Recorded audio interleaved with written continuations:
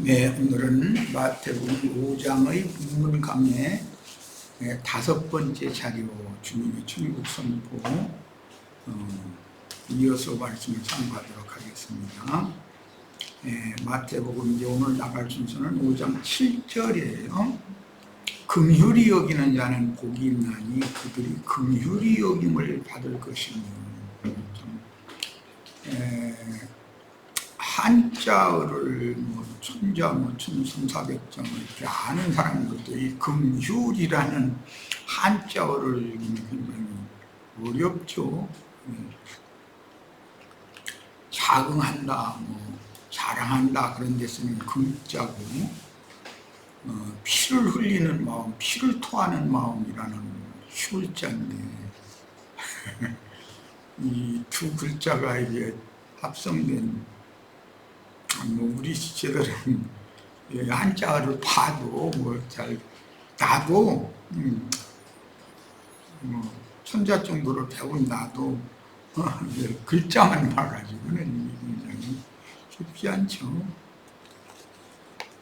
자긍한다 또는 자랑한다 하는 긍자에다가 피를 토한다, 피를 흘린다 그런 슐자인데 의미가 굉장히 어려운 글자예요. 그런데 이제 이 긍휼이라는 용어는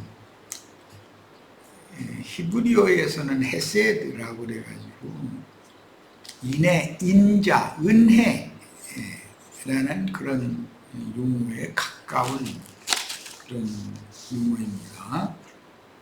그런지 긍휼히 여긴다는 것은 남을 불쌍히 여기다, 그런 뜻이 강조된다고 볼 수가 있죠. 그래서 사랑하는 마음으로 바라보는 그런 마음 상태, 이제 긍휼히 여기는 자라는 뜻이 될 거예요. 사전적인 의미를 찾아서 이제 자료를 해드렸는데, 호이 엘레에모네스 이 용어는 엘아오, 자비라는 이 용어 뜻에서 파생된 단어다. 구약성경 아람어와 히브리어로 되어 있는 구약성경을 헬라어로 번역한 70인역 성경에서 엘레오스는 어질 인자에다가 사랑해, 이것도 정확한 어떤 표현을 했다고 보기는 어려워요. 그만큼 이게 어려운 단어예요. 긍휼이라는 단어는 또는 은혜 등으로 번역되는 히브리어의 헤세드와 동정하다, 즉 불쌍히 여긴다라는 뜻의 라하밈이라는 이 용어를 뜻을 살펴서 헬라어로 번역한 여거다. 상당히 어려운 용어죠. 이게 긍휼히 여긴다라는 말은. 그러니까 이제 전체적인 그런 개념을 이해를 할 필요가 있는 것 같아요. 이런 성경을 읽을 때는. 그래서 동일한 개념이 구약 성경에는 헤세드, 자애, 은총, 자비 또는 은혜 등으로 번역하는 게 헤세드, 보편적으로 헤세드라는 말은 인애, 자비와 은총을 겸하는 그런 단어이죠. 그래서 이런 용어가 사용되는데, 하나님과 인간들과의 언약관계에서 사용되는 언어로서 이 용어는 하나님이 어떠한 사람을 긍휼히 여긴다라는 데서나 사용되는 용어예요. 사람이 누구를 긍휼히 여기는 건 그건 가능하지 않은 얘기죠. 그래서 출애굽기에 보면 특히 나는 긍휼히 여길 자를 긍휼히 여기고 은혜를 입을 만한 자에게 은혜를 입힌다, 이렇게 말씀하셨었죠. 거기에서 이제 인용하는 말이에요. 의미를 이해를 돕기 위해서 이사야 49장 13절을 인용했어요. 하늘이여 노래하라, 땅이여 기뻐하라, 산들이여 즐거이 노래하라. 왜 그러는가? 이것은 여호와께서 그 백성을 위로하셨은즉 그의 백성을 위로받을 만한 백성이 고난당했기 때문에 고난당하는 중에 있는 자기 백성을 긍휼히 여길 것입니다. 이렇게 시편 기자가 노래를 했어요. 시편 109편을 1절부터 끝절까지 쭉 읽어보면 이 긍휼이라고 하는 용어의 용법을 이해하는 데 좀 도움을 받을 수 있을 거예요. 이 용어 자체가 너무 어렵기 때문에 한글만 보는 우리 지체들은 좀 더 어렵겠죠. 나 그래도 한자의 긍휼이라고 하는 한자어를 아는데도 이 긍휼이라는 말을 어떻게 해석을 해야 될지 좀 어려운 것 같아요. 로마서 9장 13절로 16절 기록된 바 내가 야곱은 사랑하고 에서는 미워하였다 하신 바와 같으니라. 그런즉 우리가 무슨 말을 하리요? 하나님께 불의가 있느냐? 그럴 수 없느니라. 둘째인 야곱은 사랑하고 장자인 에서는 미워하는 것이 하나님의 의요, 하나님의 선하시고 의로우신 하나님의 결정인데, 인간이 하나님 왜 둘째는 사랑하고 장자는 미워하시느냐고 따질 수 있냐, 이제 이 말이에요. 그런데 우리는 하도 말씀 많이 들어서 첫사람 아담 세계에는 전부 다 미움의 대상이고, 마지막 아담인 예수 그리스도의 세계에 들어온 사람들은 불쌍히 여김을 받을 수 있는 은혜의 대상이다. 이제 이런 뜻이라는 걸 우리는 복음을 통해서 알 수가 있죠. 그렇게 결정하신 이제 하나님의 예정이라고 그러는데, 그렇게 미리 그렇게 예정해 놓으신 하나님을 사람이 왜 그렇게 하셨습니까? 하고 따질 수는 없다. 다만 하나님의 뜻에 맞춰서 혈과 육으로 태어난 모든 사람은 반드시 하나님의 성령으로 영이 다시 나야 된다. 그것은 그냥 우리는 법을 제정하는 사람이 아니라 순종하고 지켜야 되는 의미가 있는 사람이니까 믿음으로 이런 말씀을 받아들일 수밖에 없다는 거예요. 15절 모세에게 이르시되 내가 긍휼히 여길 자를 긍휼히 여기고 불쌍히 여길 자를 불쌍히 여기리라 하셨으니, 이 긍휼히 여기다 불쌍히 여기다 라는 말은 긍휼이라는 한자어에 다 들어있어요. 사실은 그런즉 원하는 자로 말미암음도 아니요 다른 박질하는 자로 말미암음도 아니요 오직 긍휼히 여기시는 하나님으로 말미암음이니라. 사람은 왜 나를 긍휼히 여겨주시고 나를 불쌍히 여겨주시지 않습니까? 라고 따질 수 없는 거죠. 하나님의 정하심이니까. 그런데 이제 이런 하나님의 정하심, 즉 구약 성경으로는 하나님의 인자, 은혜, 은총을 받을 만한 사람이 누구냐라는 것을 우리가 살필 필요가 있을 뿐이죠. 그러니까 이 말은 우리는 이미 다 아는 사실이에요. 저 아담 세계에서 큰 자가 되어진 자들은 미워하시고, 첫 아담 세계에서 장자권자들은 미워하시고, 이제 그 말이에요. 마지막 아담 둘째 사람 예수 그리스도 안에서 영적 장자권을 하나님이 부여하실 사람, 즉 자신이 어떠한 죄인인지를 깊이 크게 깨닫고 깊이 크게 뉘우치면서 진솔한 영과 진솔한 마음으로 통회하며 복음을 받아들이는 사람들, 즉 세리와 장교와 모든 죄인들이 이제 대표적인 사람들인데, 그들은 긍휼히 여기심을 받을 수 있고 불쌍히 여김을 받을 수 있으나 자칭 의롭다고 여기고 있고 세상에서 자칭 대인의 지위 위치에 있거나 그걸 추구하느라고 매몰되어 있는 사람들은 하나님께서 그에게 긍휼히 여기시거나 불쌍히 여기실 필요가 없다. 지금 그런 말인 거예요. 그러니까 뭐 이 긍휼히 여기는 자는 복이 있나니 그들이 긍휼히 여김을 받을 것이며, 그런 걸 보면 긍휼히 여기는 자라는 건 예수님 자신을 말하는 건데, 예수님께 긍휼히 여김을 받아본 사람이나 남을 긍휼히 여길 수 있다, 그런 뜻인 거예요. 그래서 그런 사람들은 복 받는다, 그런 말이에요. 그러니까 다른 표현으로 말하자면은 죄가 없어서 하나님 앞에 떳떳하고 자기를 자랑할 만한 사람을 긍휼히 여기시는 것이 아니라, 자기 죄가 너무 크고 중해서 자기 힘으로는 이걸 어떻게 할 수가 없기 때문에 하나님께서 다만 나를 불쌍히 여겨달라고 구할 수밖에 없는, 다른 방법이 없는 그런 사람들을 긍휼히 여긴다라는 뜻이다. 이렇게 이해를 하면 좀 쉬운 것 같아요. 이 문장이 굉장히 어렵습니다. 우리 지체들은 내가 이런 설명을 하기 전에는 그냥 내가 저 사람 긍휼히 여기니까 나는 하나님이 당연히 긍휼히 여겨 주시겠지, 이렇게 생각하면 안 되는 거예요. 그런 뜻이 아니에요. 이 말은 내가 누구를 긍휼히 여길 만한 사람이 아니에요. 그런 사람은 없어요, 이 세상에는. 하나님이 나를 긍휼히 여겨주셔야 되는 인간들만 있는 거지. 그런데 본인이 하나님 앞에 긍휼히 여기심을 받아야 된다는 의식이 없다.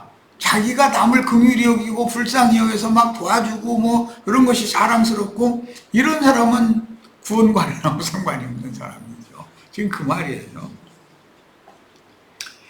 하나님께서 긍휼히 여기시는 자는 아무 잘못이 없어서 하나님 앞에 떳떳한 자가 아니고, 이미 범한 죄 악이 너무 커서 진실함으로 회개하며, 그냥 가룟유다처럼 가책을 받는 것을 말하는 것이 아니에요. 돌아서야 되는 거예요. 그러면 읽으면서 통회하는 심령과 상한 마음으로 돌아서야 되는 거예요. 그 진정한 회개라고 그러죠. 진실함으로 회개하며 복음을 받아들이는, 믿는 세리 장기 모든 죄인의 심령과 상한 마음을 보시고 불쌍히 여기시며 긍휼을 베풀어 주시어서 그 영혼을 받아주신다라는 뜻이에요. 그럼 자칫 나는 의롭다, 내가 누구를 긍휼히 여기고 불쌍히 여기서 남을 도와줄 수 있다라고 생각하는 사람은 하나님이 그를 내친다라는 뜻이죠. 멀리하신다라는 뜻이 되겠죠. 자, 이게 그러니까 이 말씀 한 구절에 복음이 여기가 사실은 다 이게 함축되어 있는 거다라고 할 수가 있죠. 천국 복음에서 이런 말씀은 다윗에게 여호와의 백성들을 부탁하고 맡기신 것의 실현이다. 구약성경은 모형이고 신약성경은 성취이기 때문에 다윗의 다윗됨은 그가 많은 연단 과정을 거쳐서 온 이스라엘의 왕으로 세움을 받았고, 그는 항상 자신 위에 계신 야훼 하나님 백성들의 진실한 왕은, 이스라엘의 왕은 야훼 하나님 자신이라는 생각을 가지고 있었지, 자기가 왕이다라고 해서 그런 생각을 한 사람이 아니다라는 거예요. 실제로는 기름 부음을 3번을 받아가지고 왕중의 왕이 된 사람이죠. 그럼에도 자신이 이스라엘의 치리자요 왕이라고 여겨본 적이 없었다는 거예요. 자기 위에 계신 하나님이 이스라엘의 주인이고 왕이다라고 늘 그렇게 믿었다는 거예요. 그러니까 하나님이 다윗에게 처음에 기름을 부으실 때 사울을 보내셨는데, 사울에게 하신 말씀이 다윗은 그는 내 마음에 합한 자다라고 하셨는데, 그가 무엇을 선을 행하고 말고 그래서 합한 자라고 본 게 아니죠. 하나님이 그 심령과 마음의 중심을 이미 살폈다 이게요. 그는 자신은 아무것도 아니라는 그런 이미 영과 그런 정신을 가지고 있었다는 거예요. 그러니까 그런 다윗의 심중을 살피는 하나님이었기 때문에 하나님이 사울을 보내서 하나님은 외모를 보시지 않고 사람의 중심을 살피는 하나님이다. 그 7째이며 8번째 이새의 아들인 다윗에게 기름을 붓게 하셨던 거죠.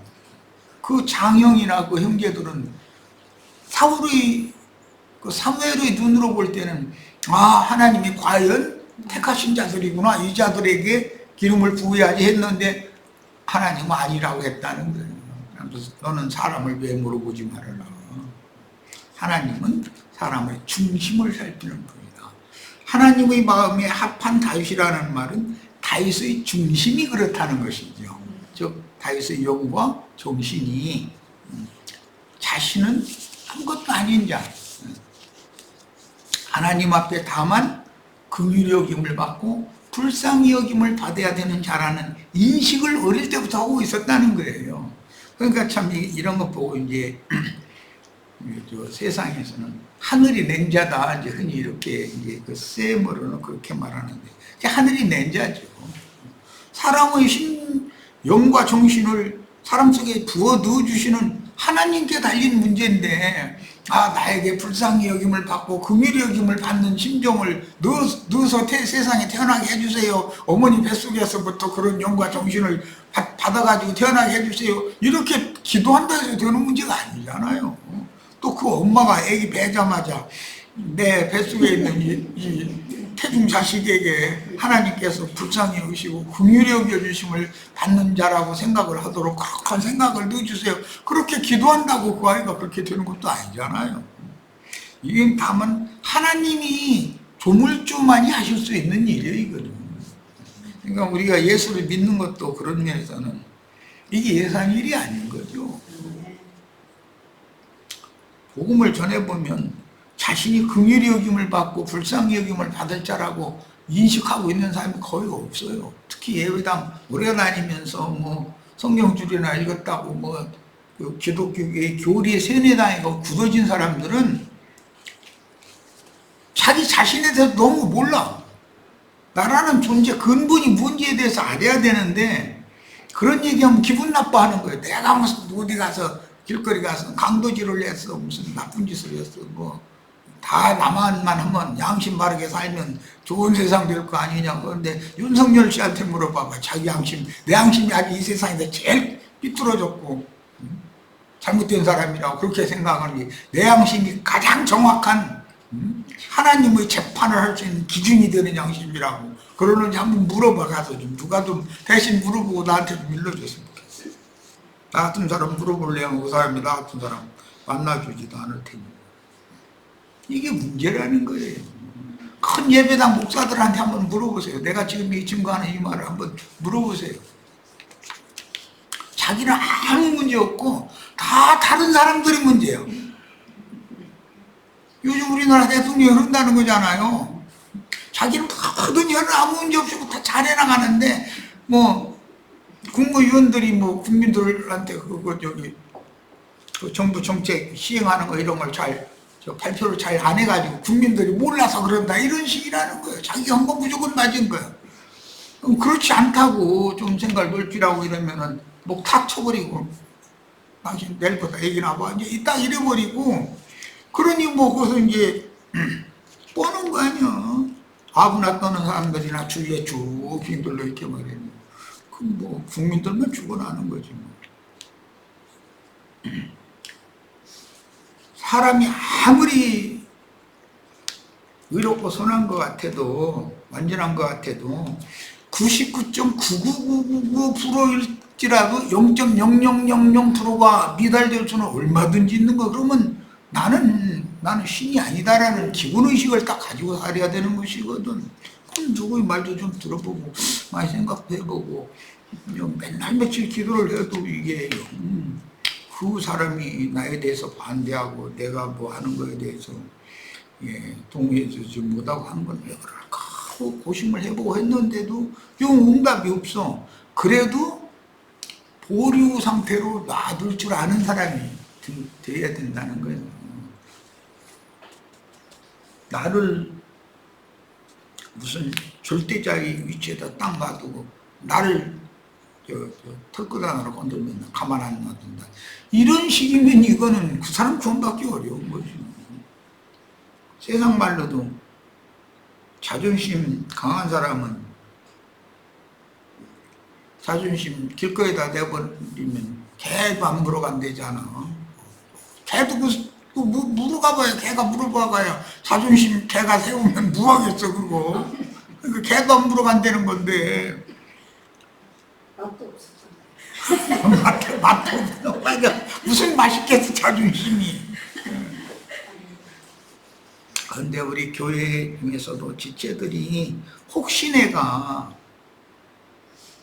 자존심을 꺾는 거, 하나님께서 나의 자존심을 꺾는 것을 내가 못 견디하는지는 그런지는 않는지를 생각해 봐야 된다. 일단 복음을 믿는 사람이라는 거, 회개하고 복음을 믿는다, 하나님의 마음에 합한 자라는 것은 자존심, 주님께서 그냥 사정없이 그냥 꺾어버려도 그렇습니다. 주님께서 하셨으니까 일단 주님이 틀릴 리는 없고, 나 자신은 현재로 생각은 아직 주님께서 나를 이렇게 낮췄고 이렇게 자존심을 뭉개버리고 하는 것이 왜 그러시는지 이해가 안 되지만, 아직은 안 되지만 그래도 일단 보호를 해야 되는데, 하나님이 오실 거니까 주님께서 언젠가 나를 완전히 설득을 하고 무릎을 꿇게 해주실 것을, 그것을 기도를 해야 되는데, 자기 자존심에 대해서는 손상을 털끝만큼도 받지 않으려는 생각을 가지고 있으면서 나는 구원받았다고 떠들면 그건 가짜인 것이죠.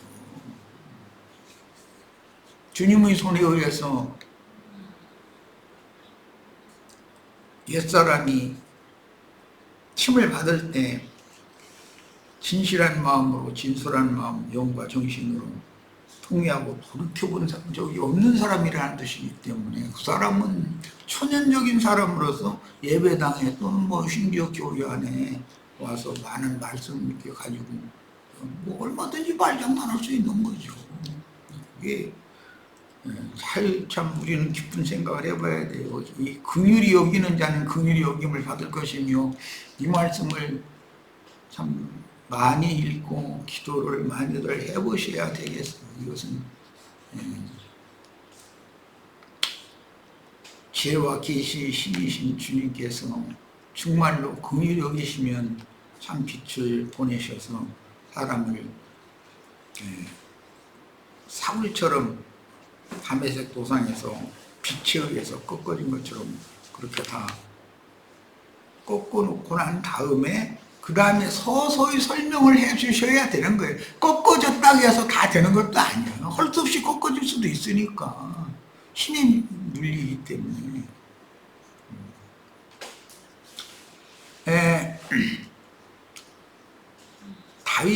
다윗 때문에 그가 많은 연단 과정을 거쳐 온 이스라엘 왕으로 세움을 받았고, 그는 항상 자신 위에 야훼 하나님 백성의 왕은 야훼 하나님 자신이라는 생각으로 백성들을 긍휼히 여겼으므로, 자기가 하나님 앞에 긍휼히 여김을 받아본 경험이 너무 많다는 거예요. 한 번, 두 번이 아니고. 그래서 하나님의 긍휼이 다윗의 영과 정신, 다윗의 인격을 새로 조성하셨는데, 이런 사람을 새로운 피조물, 새 사람이라고 말하는 것이죠. 그래서 다윗은 여호와께 긍휼히 여김을 받았던 것입니다. 사무엘상 22장 1절로 2절, 그러므로 다윗이 그곳을 떠나 아둘람 굴로 도망하매, 참 다윗이 머리둘 곳이 없이 여기저기 이렇게 쫓겨다니며, 심지어 블레셋 쪽 뭐 이런 데까지 가서도 머리 숙이고, 얼마나 사람을, 자존심이 만약에 조금이라도 살아있으면 자기 원수 족속한테 가서 굽혀가면서 나 한국 땅에 좀 주면 좀 거기서 좀 당신 땅에서 좀 붙여 살자고, 그게 웬만한 사람은 그게 안 되는 것이거든. 자기 위치가 있고 신분이 있는데 자존심 다 걔한테 던져버려 준 사람이 아니면 그게 안 되는 일이거든.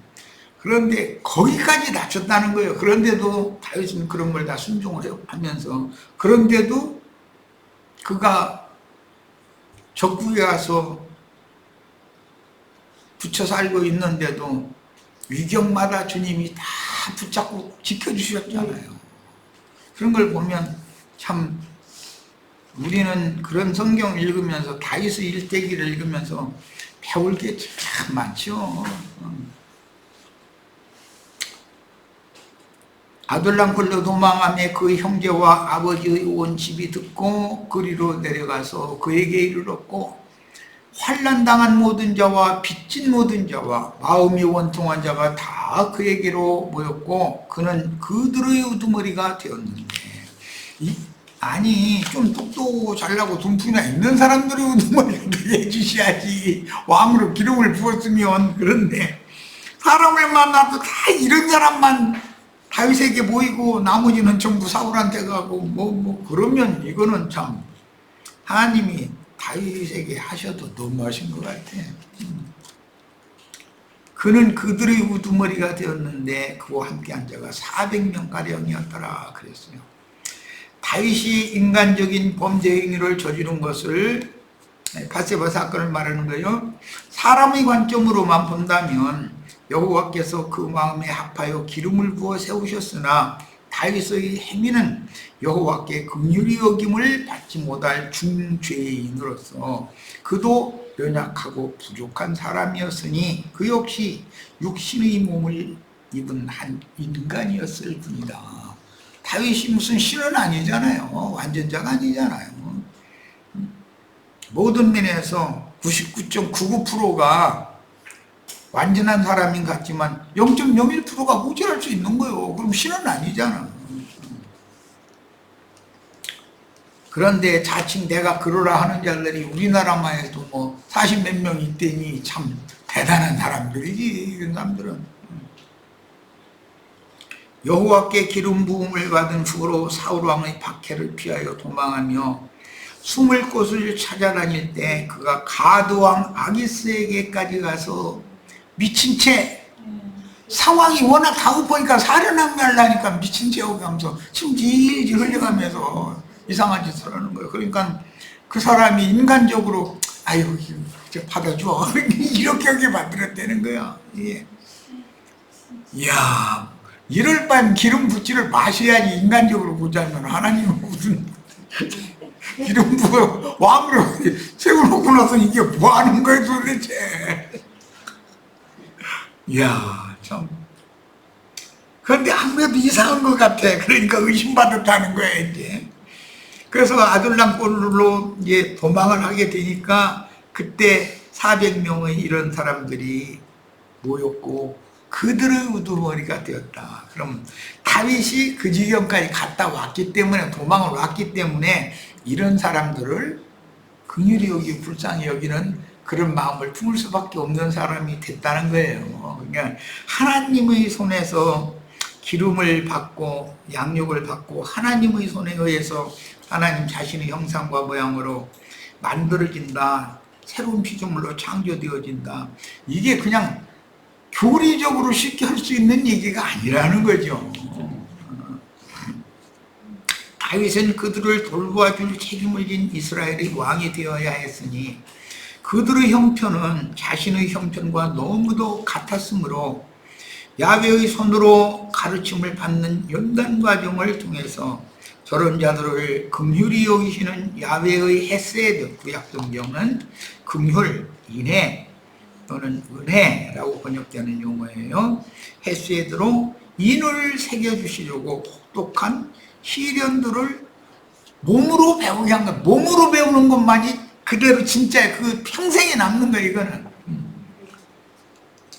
그냥 무슨 남의 말을 들어서 배우고 뭐 이렇게 씩 지나가서 그렇게 해서 배운 거는, 그거는 어느 상황이 딱 바꿔지면은 그거 까맣게 잊어먹는 것이거든. 그런데 다윗은 이렇게 완전히 인침을 받았다는 거예요. 인침을.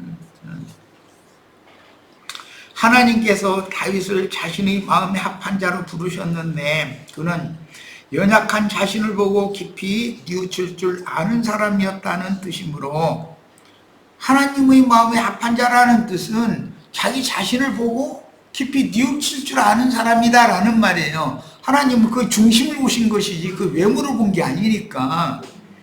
하나님의 형상과 모양으로 만드시는 도구로 큰 자인 사울 왕을 쓰셨고, 다윗을 지극히 작은 소자로 길러내실 때 사울의 손에 붙여서 훈련, 연단을 시키는 거예요. 사울이 왕도 되지만 장인어른이잖아, 아버지잖아. 그런데 장인한테서 연단을 받았으니, 야곱이 장인한테 연단 받은 거, 그런 거 보면 참, 아이고, 나도 사위한테 잘해야 되겠어. 그러고 이런 걸 보면, 잘못하면 이게 내가 사울이나 라반처럼 그렇게 그런 사람을 하나님 앞에 쓰면 안 되지.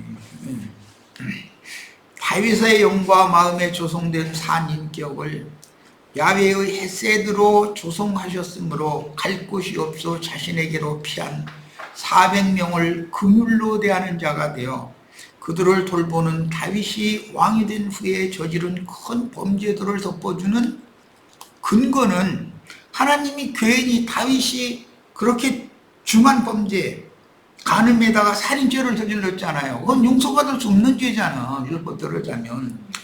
그런 중한 죄를 졌는데도 그의 죄를 없었던 것처럼 덮어주실 수 있었던 것은 다 뭔 근거가 있다. 하나님이 아무것도 없이 그렇게 하지는 않는다. 공의로운 하나님인데, 하나님의 사랑, 은혜를 베푼다는 것도 하나님의 공의와 공법을 세우기 위해서 사랑하고 은혜를 베푸는 것이지, 하나님의 의가 무너지면 세상 나라가 아수라장이 되고 마귀 세계가 되고 말 거 아니에요. 그런데 그래서 하나님의 의와 인간의 의를 구분할 줄 알아야 된다. 우리는 말씀 읽을 때 다윗이 왕이 된 후에 저지른 큰 범죄들을 덮어주신 구속, 죄들을 사면해 주신 후에도 함부로 행할 수 없도록 지켜주시는 긍휼의 하나님 앞에서 살게 하셨던 것입니다. 다윗이 회개하니까 용서했다고 그랬어요. 분명히 용서해 주셨다고 했어요. 이게 구속을 받은 거죠. 그런데도 다윗이 절대로 함부로 행할 수 없도록 자식들이 반란을 경험하게 하고, 자기 자식들끼리 무슨 강간 사건이 막 일어나게 하고, 이 사람으로서는 감당이 안 되는 거잖아요. 그걸 사람이 그걸 어떻게 할 거예요. 그런 것을 다 경험을 시키면서 다윗이 그 후로는, 용서받은 후로는 절대로 고개를 함부로 들지 못하도록 딱 만드셨다는 일생을. 그러니 정말 하나님이, 그래서 하나님을 전능하신 하나님이다 그러는 거다. 그런 능력이 없으면 그건 구원자가 아니죠. 다윗을, 그 중심을 보시고 마음에 합한 자로 여기에서 기름을 부으시고 왕다운 왕이 되게 하시려고 연단 과정을 거치게 하시고, 그래도 왕이 된 후에 또 다시 실패를 하는 것을 허용하시고, 실패하신 후에 그가 또 사람은 또 금방 잊어버리고, 왕의 자리에 모든 걸 잘해주면 높아져가지고 하늘 높은 줄 모르면 또 버리고 새 왕을 하나님이 세우려면 또 다윗 하나 세우는데 40년 걸리는데, 이거 40년 동안 하나님이 또 수고를 다시 누군가를 붙잡고 해야 되는데 이게 보통 일이 아니라는 거예요. 그래서 하나님이 당신의 뜻을 이루기 위하여 하나님의 사명을 수행하는 한 사람의 종을 세우는데 이렇게 많은 일들을 하셨다. 사람은 하나님이 무슨 돈부터 식 떨어뜨려주는 그런 복이나 바라고 앉았고, 이런 인간들 불러내가지고, 사람도 다 똑같은데 불러내가지고 다윗의 왕, 만왕의 왕을 상징하는 게 이제 다윗인데, 다윗을 왕으로 만드시는 그 하나님의 능력과 절대적인 권세, 이것은 지금 사람으로서는 이게 말로 표현할 수가 없죠. 사람으로서는 감히 하나님을 어떻게 찬송해야 뭐 마땅한지 알 수 없을 정도예요. 우리도 다 이와 같이 하나님께서 우리들을 먼저 긍휼히 여겨주시는 그런 긍휼하심을 받아서 그분의 영과 정신으로 세리와 창기와 모든 죄인들 세상에서 마땅히 정죄받고 후욕거리가 되고 할 수밖에 없는 사람들을 봐도 그 사람에게 전도해서 그도 진실한 심령과 상한 마음으로 다윗처럼 또 회개하고 돌이켜서 지난 모든 죄들을 간과하심을 받고 그 후에는 구원을 이루는 과정에서 절대로 방자에 져서 함부로 행하지 못하도록 하나님께서 그를 구속도 해주시고 구원해 주시기를 간절한 마음으로 기도해가며 전도를 해야 되겠어요. 자, 오늘 첫 시간 여기까지에서 마치고 잠시 쉬었다가 이어가겠습니다.